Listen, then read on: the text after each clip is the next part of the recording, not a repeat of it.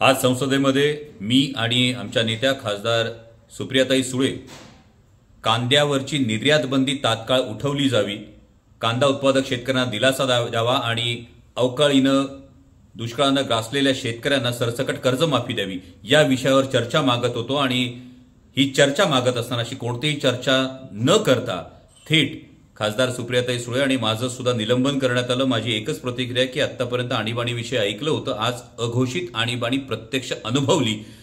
या सरकारचा निषेध करतो मी, कारण सर्वसामान्य शेतकऱ्यांचं, आमच्या कांदा उत्पादक शेतकऱ्यांचं इतकं मोठं संकट हे या निर्यात बंदीमुळे त्यांच्यावर आलेलं असताना यावर कोणतीही चर्चा न करता सरकारनं उलट निलंबनाची कारवाई केली। याबद्दल सरकारचा हा खरोखर करावा तितका निषेध थोडा आहे। या सरकारला केवळ मन की बात करायची, यांना जन की बात ऐकायची नाहीये, हे दुर्दैव आहे।